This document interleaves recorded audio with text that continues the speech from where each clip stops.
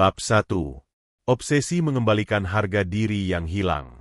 Setelah kejadian membagongkan di mana Bimo harus mandi lumpur hitam di selokan pas karnaval kemarin, hidup kami bertiga di sekolah benar-benar berada di titik nadir.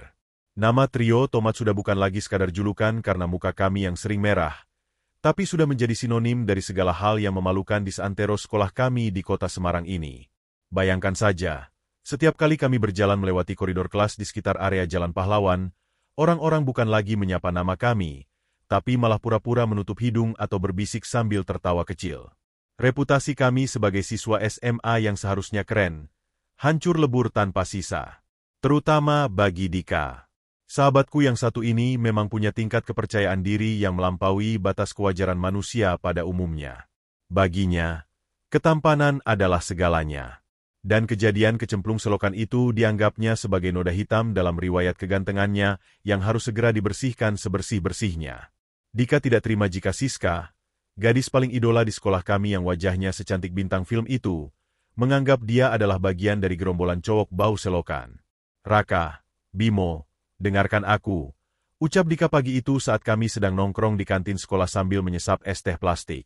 Wajahnya terlihat sangat serius. Seolah-olah dia sedang merencanakan strategi Perang Dunia Ketiga. Kita harus melakukan sesuatu yang spektakuler. Kita harus menghapus ingatan semua orang tentang kejadian selokan itu dengan sebuah aksi yang sangat berwibawa. Dan aku, sebagai pemimpin visual dari kelompok ini, akan mengambil tanggung jawab itu. Bimo yang sedang sibuk mengunyah gorengan bakwan hanya menoleh malas. Alah, Dik, mending kita diam saja dulu sampai berita itu basi. Makin banyak ulah, makin sering kita kena sial. Aku saja masih merasa bau selokan setiap kali berkeringat, keluh Bimo sambil mengendus ketiaknya sendiri. Dika menggeleng mantap. Tidak bisa, Bim. Hari ini adalah momen yang tepat. Jam istirahat kedua nanti akan ada pengumuman penting di lapangan basket mengenai perayaan ulang tahun sekolah. Seluruh murid akan berkumpul di sana, termasuk Siska dan geng cewek populer lainnya. Aku akan mendekati Siska di tengah keramaian, memberikan senyuman terbaikku, dan menunjukkan pada dunia bahwa Dika adalah pria sejati yang tidak tergoyahkan oleh lumpur selokan sekalipun. Aku hanya bisa menghela napas panjang. Ya Allah, lindungilah sahabatku yang satu ini dari rasa percaya diri yang menyesatkan itu. Aku punya perasaan yang sangat tidak enak.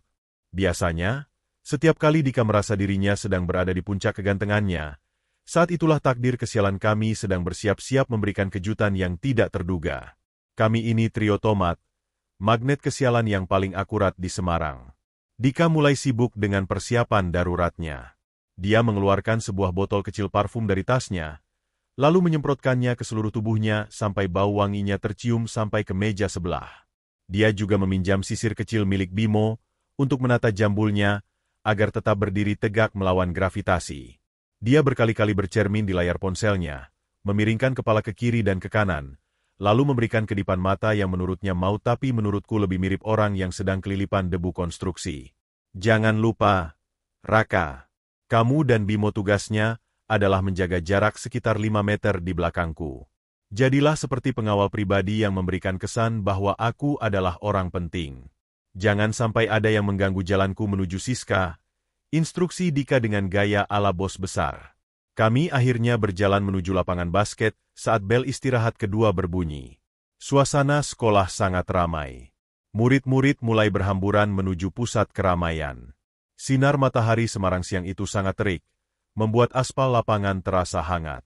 Aku melihat Siska dan teman-temannya sudah berdiri di dekat tiang bendera utama, sedang asyik mengobrol sambil tertawa. Mereka terlihat sangat anggun. Sangat kontras dengan kami yang masih menyisakan sisa-sisa aura kesialan kemarin. Jantungku mulai berdegup kencang bukan karena gugup melihat Siska, tapi karena aku takut akan ada kejadian luar biasa lagi yang menimpa kami. Bimo berjalan di sampingku dengan langkah gontai, tangannya masih memegang sisa gorengan yang belum habis. Sementara itu, Dika berjalan di depan kami dengan langkah yang sangat percaya diri. Bahunya dibusungkan ke depan, dagunya diangkat sedikit, dan tangannya dimasukkan ke dalam saku celana abu-abunya dengan gaya yang sangat dipaksakan agar terlihat santai. Lihat Siska itu, Rak. Dia sedang tertawa. Pasti dia sedang menungguku untuk datang dan menghiburnya. Bisik Dika tanpa menoleh ke belakang. Aku melihat Siska memang sedang tertawa, tapi sepertinya dia sedang menertawakan sesuatu di ponsel temannya, bukan sedang menanti kedatangan Dika. Kami terus melangkah maju. Jarak antara Dika dan Siska semakin dekat, tinggal sekitar 10 meter lagi. Dika mulai melancarkan aksinya. Dia melepaskan satu kancing baju seragam bagian atasnya, membiarkan kaos dalamnya sedikit terlihat agar tampak lebih maskulin menurut teorinya sendiri. Tiba-tiba, hembusan angin yang cukup kencang bertiup di lapangan sekolah. Angin itu membawa selembar kertas bekas pembungkus cireng yang terbang tepat ke arah wajah Dika. Dika yang sedang sibuk mengatur ekspresi wajah gantengnya, tentu saja kaget bukan main. Dia mencoba menghindari kertas itu dengan gerakan kepala yang sangat dramatis, mirip gerakan menghindar di film aksi, tapi gerakannya itu justru membuatnya kehilangan fokus pada jalan di depannya. Dika kembali menegakkan kepalanya, mencoba tetap tenang dan segera memasang kembali senyum andalannya. Dia menatap lurus ke arah mata Siska yang kebetulan saat itu memang sedang menoleh ke arahnya. Siska tersenyum sedikit, mungkin karena merasa aneh melihat gaya jalan Dika yang mirip robot rusak. Dika yang melihat senyum Siska langsung merasa di atas angin. Dia merasa seluruh dunia sedang berpihak padanya. Dia mempercepat langkahnya, ingin segera sampai di hadapan sang idola untuk memberikan sapaan yang sudah dia latih sejak di kantin tadi. Namun, Dika lupa akan satu hal yang sangat penting. Di tengah lapangan sekolah kami, tepat di jalur lurus menuju kerumunan Siska, berdiri sebuah tiang bendera yang sangat kokoh, terbuat dari besi padat yang dicat putih bersih. Tiang itu berdiri tegak seolah-olah sedang menantang siapa saja yang berani mengabaikan keberadaannya. Dan Dika, yang matanya sedang terkunci pada pesona Siska, sama sekali tidak menyadari bahwa dia sedang berjalan lurus menuju hantaman takdir yang sangat keras. Dika terus berjalan dengan dagu terangkat. Aku dan Bimo di belakang sudah mulai menyadari bahaya yang mengancam. Bimo mencoba meneriakkan nama Dika, tapi suaranya tertelan oleh riuh rendah suara murid lain di lapangan. Aku pun mencoba mengejar untuk menarik bajunya, tapi Dika berjalan terlalu cepat karena didorong oleh energi asmara yang meluap-luap. Siska dan teman-temannya kini menatap Dika dengan ekspresi yang sangat sulit dijelaskan. Antara bingung, ngeri, dan ingin tertawa. Dika yang merasa diperhatikan secara intens justru semakin menjadi-jadi. Dia melambaikan tangannya sedikit, memberikan salam kecil yang sangat so keren. Dan tepat pada saat dia akan mengucapkan kata halo, sebuah bunyi benturan yang sangat nyaring terdengar di seluruh penjuru lapangan. Tung! Bunyi itu mirip suara lonceng gereja yang dipukul sekuat tenaga, atau suara gong raksasa yang menandakan dimulainya sebuah upacara duka. Dika tidak sempat menghindar. Keningnya menghantam tiang bendera besi itu dengan kekuatan penuh. Kepalanya terpental ke belakang, jambulnya yang tadinya tegak seketika layu, dan tubuhnya limbung seperti pohon yang baru saja ditebang oleh penebang amatir. Seluruh lapangan basket yang tadinya bising, mendadak menjadi senyap selama 2 detik, sebelum akhirnya ledakan tawa yang paling dahsyat dalam sejarah sekolah kami pecah seketika. Siska dan gengnya menutup mulut dengan tangan, bahu mereka berguncang hebat menahan tawa yang tak terbendung lagi. Beberapa murid pria bahkan sampai berguling-guling di aspal, karena tidak kuat menahan rasa geli melihat kejadian itu. Dika jatuh terduduk di bawah tiang bendera. Matanya terlihat kosong, tangannya memegangi keningnya yang mulai membengkak dengan kecepatan yang sangat ajaib. Aku dan Bimo segera berlari mendekat. Ya Allah, Dika, kamu tidak apa-apa? Tanyaku panik sambil mencoba membantunya berdiri. Bimo yang ada di sampingku bukannya membantu malah ikut tertawa terpingkal-pingkal sambil memegangi perutnya yang besar. Aduh, mataku berkunang-kunang. Rak, kenapa Siska jadi ada 5 orang? Gumam Dika dengan suara yang meracau. Sebuah benjolan sebesar telur ayam mulai terlihat jelas di keningnya yang tadinya dia bangga-banggakan itu. Inilah nasib trio tomat. Alih-alih mendapatkan cinta, Dika justru mendapatkan cedera kepala yang sangat memalukan di depan seluruh sekolah. Kami benar-benar tidak pernah bisa menang melawan takdir kesialan kami sendiri. Dan yang paling menyakitkan adalah, Siska berjalan mendekat ke arah kami, bukan untuk memberikan nomor teleponnya, tapi untuk memberikan selembar tisu sambil menahan tawa yang masih tersisa di wajahnya. Bab 2. Perban penderitaan dan tatapan penuh kasihan. Bunyi nyaring yang dihasilkan dari benturan dahi Dika dengan tiang bendera itu masih terus bergema di telingaku, seolah-olah tiang itu sendiri sedang tertawa merayakan kesialan kami yang baru saja dimulai lagi. Aku melihat Dika masih dalam posisi terduduk, Matanya berputar-putar seperti gasing yang hampir berhenti, dan mulutnya sedikit menganga. Benjolan di keningnya yang tadi hanya sebesar kelereng, sekarang sudah bertransformasi menjadi sebesar bakpao yang baru saja matang dari kukusan. Itu adalah pemandangan paling tragis sekaligus paling komedi yang pernah aku saksikan seumur hidupku di Semarang ini. Ya Allah, Dika, kamu masih ingat nama kamu siapa? Tanya Bimo sambil memegangi perutnya yang kram karena terlalu banyak tertawa. Dia jongkok di sebelah Dika, tapi bukannya menolong, dia malah sibuk memotret benjolan itu menggunakan ponselnya. Katanya buat kenang-kenangan kalau nanti kita sudah sukses. Dika mencoba bicara, tapi yang keluar hanyalah suara erangan yang tidak jelas. Dia memegangi kepalanya dengan kedua tangan, mencoba menyeimbangkan dunianya yang mungkin saat ini sedang bergoyang hebat. Siska, sang gadis idola sekolah, akhirnya sampai di hadapan kami. Dia masih menutupi mulutnya dengan tangan, tapi matanya menunjukkan bahwa dia benar-benar merasa sangat geli sekaligus kasihan. Dika, kamu tidak apa-apa. Ini, pakai tisu ini buat kompres sebentar, ucap Siska dengan suara lembut yang biasanya bikin Dika melayang ke langit ketujuh. Tapi saat ini, suara itu justru terasa seperti siraman air es di tengah luka yang membara. Dika menerima tisu itu dengan tangan gemetar.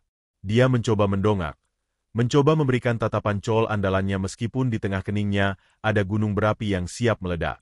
Terima kasih, Siska. Ini tadi, aku cuma mau menguji kekuatan tiang bendera sekolah kita. Ternyata lumayan kokoh ya, jawab Dika dengan suara yang parau dan tidak meyakinkan sama sekali. Siska tidak bisa menahan tawanya lagi. Dia tertawa kecil sambil menggelengkan kepala, lalu dia berbalik dan berjalan kembali menuju gengnya. Aku bisa mendengar tawa mereka pecah kembali saat Siska menceritakan apa yang baru saja Dika katakan. Inilah akhir dari misi pengembalian harga diri Dika. Bukannya menghapus kenangan selokan, dia justru menambahkan satu bab baru dalam buku sejarah kesialan trio tomat dengan judul Tragedi Tiang Bendera. Ayo, kita ke UKS sekarang sebelum benjolan itu makin besar dan menutupi mata kamu, ajakku sambil menarik lengan Dika. Kami berjalan membelah kerumunan murid di lapangan basket. Perjalanan menuju ruang UKS yang terletak di sayap kiri gedung sekolah terasa seperti perjalanan menuju panggung penghakiman. Setiap langkah yang kami ambil selalu diiringi oleh sorakan dan tawa kecil dari murid-murid lain. Ada yang berteriak, "Hati-hati Dika," ada tiang jemuran di depan, dan ada juga yang menanyakan apakah tiang benderanya mengalami kerusakan permanen atau tidak. Sesampainya di ruang UKS, kami disambut oleh seorang petugas kesehatan sekolah yang wajahnya sangat datar dan aromanya sangat khas minyak kayu putih. Dia melihat kening Dika sejenak, lalu menghela napas panjang seolah-olah sudah sangat bosan menangani pasien-pasien konyol seperti kami. Kalian lagi. Kemarin lemas karena diare, terus bau selokan, sekarang keningnya mau meledak. Kalian ini sebenarnya sekolah atau lagi syuting film komedi slapstick sih? Tanya petugas UKS itu sambil mengambil es batu yang dibungkus kain. Dika hanya bisa diam saat kain dingin itu ditekan ke benjolannya. Dia merintih kesakitan, tapi dia lebih merasa sakit di bagian egonya yang sudah hancur berkeping-keping. Aku dan Bimo duduk di kursi tunggu, mengawasi proses pengobatan itu sambil sesekali mencuri pandang ke arah luar jendela, takut kalau ada guru bimbingan konseling yang lewat dan menanyakan kronologi kejadiannya. Bimo, kamu punya cermin tidak? Tanya Dika dengan suara yang sangat menyedihkan. Bimo memberikan cermin kecil dari tasnya. Begitu Dika melihat pantulan wajahnya sendiri, dia langsung menutup matanya rapat-rapat. Ya Allah, kegantenganku benar-benar sudah sirna. Bagaimana aku bisa ikut acara pentas seni minggu depan kalau wajahku jadi mirip karakter kartun begini? Keluh Dika. Benjolannya memang terlihat sangat dramatis, menonjol keluar dan berwarna merah keunguan, kontras dengan kulit wajahnya yang pucat karena menahan sakit. Sabar, Dik. Nanti juga kempes. Lagi pula, Siska tadi sudah kasih perhatian ke kamu kan? Itu artinya ada kemajuan. Ucapku mencoba memberikan harapan palsu padanya. Kemajuan apa? Rak. Dia kasih tisu itu karena dia tidak tega lihat ada makhluk aneh yang menabrak tiang di depannya. Aku sudah tamat. Karir visualku di sekolah ini sudah berakhir. Balas Dika dengan nada yang sangat dramatis seolah-olah dunianya benar-benar sudah kiamat. Kami menghabiskan sisa jam istirahat di dalam UKS yang sepi itu. Udara di dalam ruangan ini terasa sangat pengap, Bercampur antara bau obat-obatan dan bau parfum Dika yang masih menyengat namun sekarang terasa sangat tidak relevan. Bimo mulai mengantuk dan kepalanya mulai manggut-manggut. Sementara aku hanya bisa duduk melamun, memikirkan apa lagi yang akan menimpa kami setelah ini.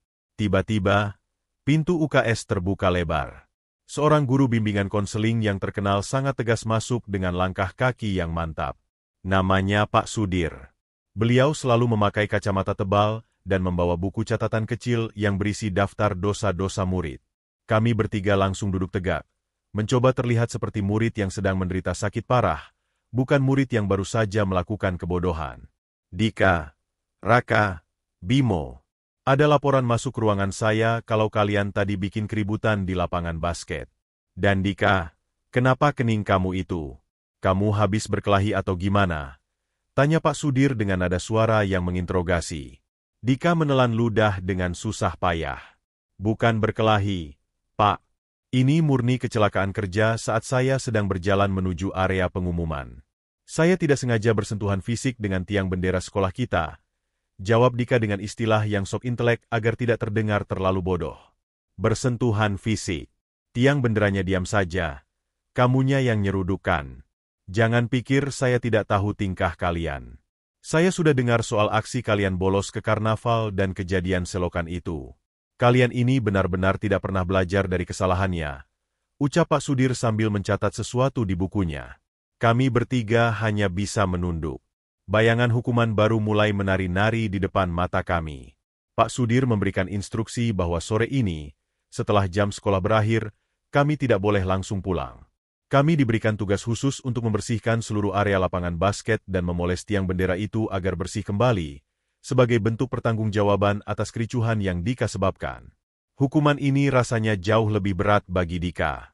Bayangkan saja, dia harus membersihkan objek yang baru saja menghancurkan reputasi dan keningnya, di saat seluruh murid lain pulang sekolah dan mungkin akan melihatnya sedang mengelap tiang bendera itu. Ini adalah bentuk penghinaan yang paling sempurna bagi seorang Dika yang sangat menjaga penampilan. Sore harinya, saat bel pulang sekolah sudah berbunyi dan lapangan mulai sepi, kami bertiga berdiri di tengah lapangan basket yang luas itu. Aku membawa sapu lidi, Bimo membawa ember berisi air sabun, dan Dika memegang kain lap dengan perban kecil yang sekarang menempel di keningnya. Wajahnya terlihat sangat kusut. Tidak ada lagi jejak Dika yang sok ganteng beberapa jam yang lalu.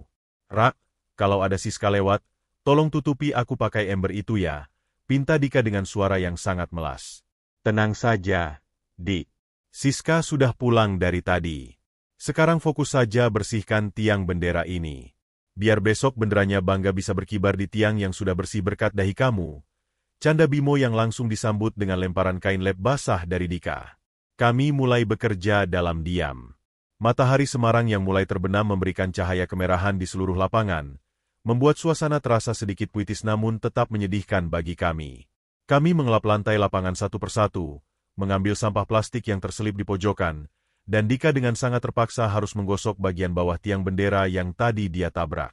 Saat kami sedang sibuk bekerja, tiba-tiba terdengar suara langkah kaki dari arah gerbang sekolah. Jantung Dika langsung berdegup kencang. Dia segera bersembunyi di balik tubuh besar Bimo, berharap siapapun yang datang tidak bisa melihat keberadaannya yang sedang memegang kain lap. Ternyata itu bukan Siska, melainkan penjaga sekolah yang datang untuk mengunci gerbang. Kalian belum pulang. Rajin sekali ya, atau lagi menebus dosa? Tanya penjaga sekolah itu sambil tertawa kecil. Beliau sepertinya juga sudah mendengar cerita tentang trio tomat yang malang ini. Kami hanya tersenyum kecut dan melanjutkan pekerjaan kami. Setelah hampir 2 jam bekerja keras, lapangan basket akhirnya bersih mengkilap. Tiang bendera itu pun terlihat putih bersinar di bawah lampu lapangan yang mulai dinyalakan. Kami berdiri berjejer, melihat hasil kerja kami dengan perasaan yang campur aduk. Rasa lelah di tubuh kami tidak seberapa dibandingkan dengan rasa malu yang masih membekas di hati kami. Inilah nasib kita, Rak. Dari selokan ke tiang bendera. Kira-kira besok apalagi yang bakal kita tabrak atau tempat apalagi yang bakal kita masuki secara tidak sengaja, gumam Bimo sambil mengusap keringat di lehernya. Jangan bicara sembarangan, Bim. Aku mau istirahat tenang dulu. Keningku ini rasanya mau copot. Balas Dika sambil meraba perbannya.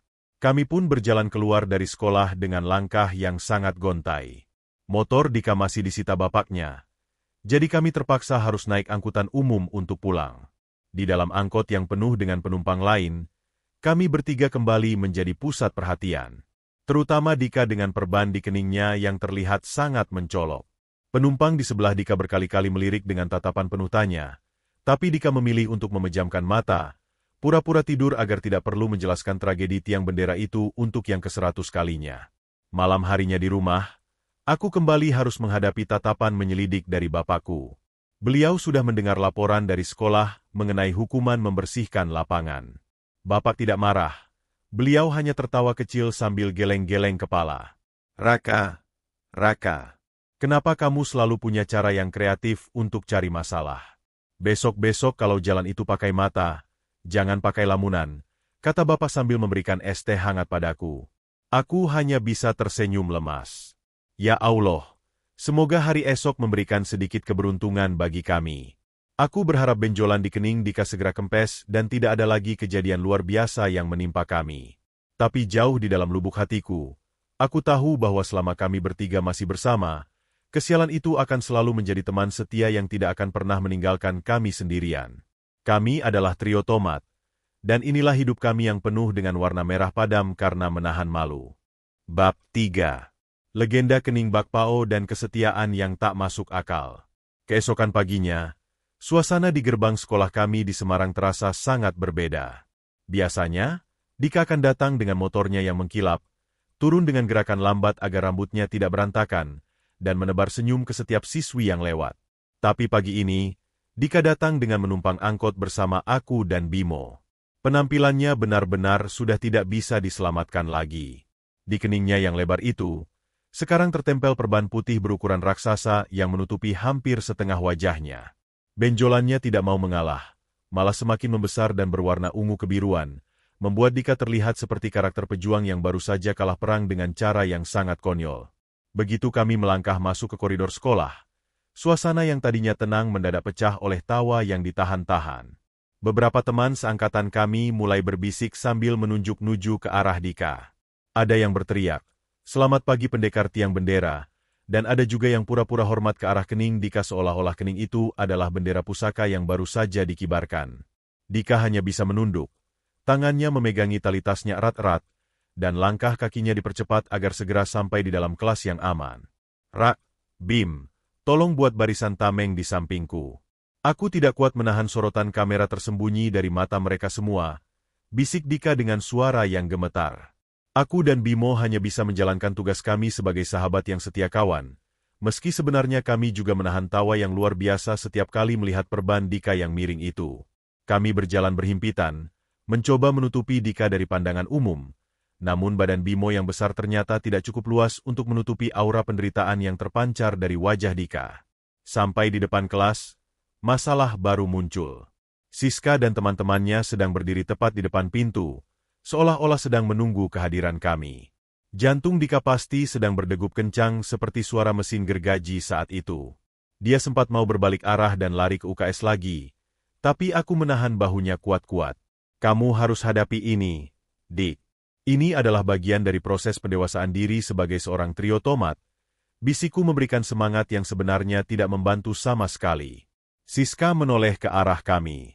Begitu dia melihat Dika dengan perban raksasanya, matanya kembali berbinar karena menahan tawa. Dika, bagaimana kabarnya hari ini? Keningnya sudah baikan belum?" tanya Siska dengan nada yang sangat ramah, namun ada nada geli yang tidak bisa dia sembunyikan. Dika mencoba untuk tetap tegak. Dia menarik napas panjang, mencoba membetulkan posisi tasnya agar terlihat lebih gagah. "Alhamdulillah, sudah mendingan kok, Siska.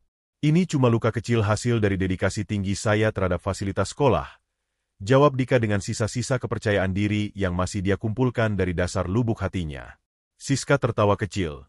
Suara tawanya yang merdu itu biasanya bikin Dika melayang, tapi kali ini tawanya terasa seperti sedang menaburkan garam di atas luka yang masih basah. "Bagus deh kalau begitu. Lain kali kalau mau kenalan sama tiang bendera jangan pakai keningnya, pakai tangan saja. Duluan ya," ucap Siska sambil melambaikan tangan dan berjalan masuk ke kelasnya. Dika hanya bisa mematung, menatap punggung Siska yang menjauh. Dia mengusap perbannya perlahan. Rak, kamu dengar tadi. Dia panggil namaku 2 kali. Dia perhatian banget ya sama aku, gumam Dika dengan wajah yang tiba-tiba berubah menjadi cerah, mengabaikan fakta bahwa dia baru saja dijadikan bahan candaan di depan umum. Itulah Dika. Dia punya kemampuan ajaib untuk mengubah tragedi menjadi sebuah kisah romansa di dalam kepalanya sendiri. Aku dan Bimo hanya bisa geleng-geleng kepala. Ya Allah, berikanlah hamba kesabaran ekstra menghadapi sahabat yang otaknya sudah sedikit bergeser karena benturan besi ini. Pelajaran jam pertama dimulai dengan suasana yang sangat tidak kondusif bagi Dika. Guru sejarah kami yang terkenal suka bercanda, langsung menyadari ada sesuatu yang tidak beres di barisan kursi kami. Beliau berhenti menjelaskan tentang perang di Ponegoro dan malah menatap tajam ke arah kening Dika yang putih mencolok di tengah kegelapan kelas. Dika, itu kening kamu kenapa dipakaikan serbet gitu? Habis ikut audisi mumi atau gimana? Tanya Pak Guru yang langsung disambut oleh tawa meledak dari seluruh penghuni kelas. Dika hanya bisa tersenyum kecut. Ini kecelakaan saat olahraga Pak. Jawabnya singkat. Dia tidak berani menceritakan kebenaran soal tiang bendera itu, karena dia tahu Pak Guru sejarah akan menjadikannya contoh soal materi sejarah tentang benturan peradaban manusia dengan benda mati selama 1 semester penuh. Sepanjang pelajaran, Dika terus-menerus menutupi keningnya dengan telapak tangan, berharap perban itu bisa menghilang secara gaib. Bimo di sebelahku malah asyik sendiri. Dia sedang sibuk browsing di ponselnya mencari tahu cara cepat mengempeskan benjolan di kening dengan bahan-bahan alami yang ada di dapur. Rak, katanya pakai bawang merah yang ditumbuk terus ditempel di kening bisa cepat kempes. Tapi baunya bakal luar biasa, bisik Bimo padaku. Jangan, Bim. Kasihan Dika. Kemarin dia sudah bau selokan. Masa hari ini mau kita jadikan seperti tumis kangkung berjalan, balasku sambil menahan tawa. Saat jam istirahat tiba, kami memutuskan untuk bersembunyi di pojok kantin yang paling gelap, dekat tempat pencucian piring agar tidak terlalu banyak mata yang melihat. Kami memesan mie instan rebus dan es teh manis untuk menghibur diri. Dika mulai membuka perbannya sedikit karena merasa gatal. Begitu perban itu terbuka, benjolannya terlihat semakin eksotis.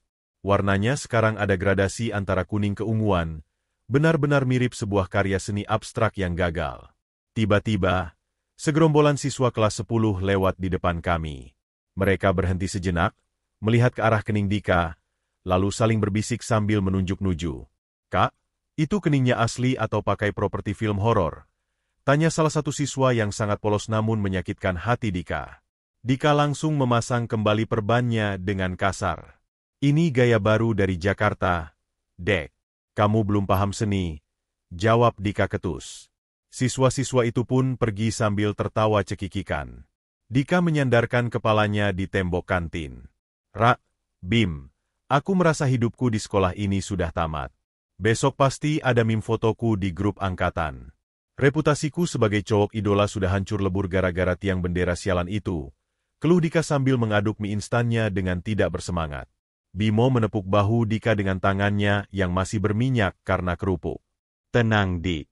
Kamu harus bersyukur. Setidaknya kamu itu viral karena sesuatu yang lucu. Coba bayangkan kalau kamu viral karena ketahuan tidak bayar utang di kantin. Itu jauh lebih memalukan.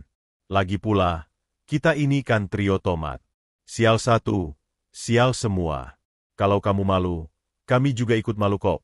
Ucap Bimo dengan kalimat yang entah kenapa terdengar sangat puitis namun juga sangat menyedihkan. Aku pun ikut menimpali. Benar kata Bimo, Dik. Kita ini sudah satu paket kesialan. Ingat tidak pas kita masih SD dulu. Kamu yang jatuh dari pohon mangga, aku yang dikejar anjing, dan Bimo yang tercebur ke sawah. Kita selalu bisa melewati itu semua kan? Masalah tiang bendera ini kecil dibandingkan persahabatan kita yang sudah teruji oleh berbagai macam bau dan rasa malu. Dika terdiam sejenak. Dia menatap kami berdua dengan mata yang mulai berkaca-kaca. Aku tahu Dika itu orangnya sangat emosional kalau sudah menyangkut persahabatan. Kalian benar juga ya. Kenapa aku harus pusing sama omongan orang lain? Yang penting aku masih punya kalian yang mau menemani aku meskipun aku punya benjolan sebesar gunung Merapi di kening ini. Ucap Dika sambil mencoba tersenyum meskipun keningnya pasti terasa berdenyut saat dia menggerakkan alisnya. Kami bertiga pun tertawa bersama di pojok kantin yang bau sabun cuci piring itu. Itulah kami, trio tomat. Kami mungkin adalah manusia paling sial di Semarang. Kami mungkin sering menjadi bahan tertawaan seisi sekolah, dan kami mungkin tidak pernah menang dalam urusan gaya. Tapi ada satu hal yang tidak dimiliki orang lain, yaitu kesetiaan yang sangat tidak masuk akal di antara kami. Kami tidak pernah meninggalkan satu sama lain, bahkan saat Dika terlihat seperti mumi yang tersesat di tengah lapangan basket. Sore harinya, saat kami berjalan pulang menuju halte angkot, matahari mulai terbenam di balik gedung-gedung tinggi kota Semarang. Bayangan kami bertiga memanjang di atas trotoar. Aku melihat Dika sudah tidak lagi menutupi keningnya dengan tangan. Dia berjalan dengan kepala tegak, meskipun perbannya masih terlihat sangat mencolok. Dia seolah-olah sudah menerima takdirnya bahwa hari ini dia adalah sang legenda tiang bendera. Tiba-tiba, Bimo berhenti di depan sebuah tiang listrik yang ada di pinggir jalan. Hati-hati Dik, ada tiang listrik. Jangan sampai kamu mau kenalan lagi sama dia. Nanti Siska bisa pingsan kalau lihat kening kamu jadi 2 tingkat. Canda Bimo yang langsung membuat kami bertiga tertawa terbahak-bahak. Dika hanya membalas dengan sebuah senyuman lebar. Biar saja. Kalau perlu semua tiang di kota ini aku tabrak satu-satu biar aku jadi terkenal. Jawabnya asal-asalan. Kami pun naik ke dalam angkot yang sudah penuh sesak dengan penumpang lain. Dika duduk di pojokan, aku di tengah, dan Bimo di sebelah pintu. Di dalam angkot yang panas itu, kami kembali menjadi pusat perhatian karena perban Dika dan tawa kami yang tidak kunjung berhenti. Tapi kali ini, Dika tidak lagi memejamkan mata pura-pura tidur. Dia justru tersenyum ramah ke arah ibu-ibu di sebelahnya yang menatap keningnya dengan tatapan heran. Perjalanan pulang sore itu terasa sangat hangat bagi kami. Kami tahu bahwa besok mungkin akan ada kesialan baru yang menunggu. Mungkin besok Bimo akan jatuh lagi, atau mungkin aku yang akan melakukan kebodohan baru. Tapi kami tidak takut, karena kami tahu, apapun yang terjadi, kami akan tetap menjadi trio tomat yang saling mendukung. Kesialan bukan lagi sesuatu yang kami takuti, melainkan sudah menjadi bumbu penyedap dalam cerita persahabatan kami yang luar biasa ini. Sampai di depan rumah Dika, kami berpamitan. Besok jangan telat ya Dik. Dan tolong perbannya diganti. Sudah dekil itu, pesanku. Dika hanya melambaikan tangan dengan semangat. Siap Kapten. Besok aku akan datang dengan gaya baru lagi.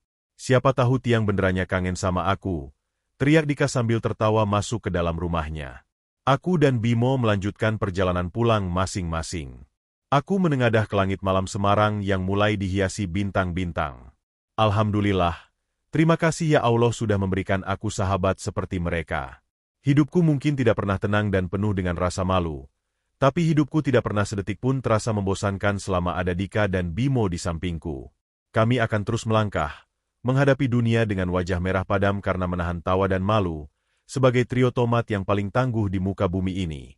Kisah ini mungkin berakhir di sini untuk hari ini, tapi aku yakin petualangan trio tomat akan terus berlanjut ke bab-bab selanjutnya yang tidak kalah membagongkan. Karena bagi kami, kesialan adalah seni, dan persahabatan adalah obat yang paling ampuh untuk menyembuhkan segala jenis benjolan di hati maupun di kening kami.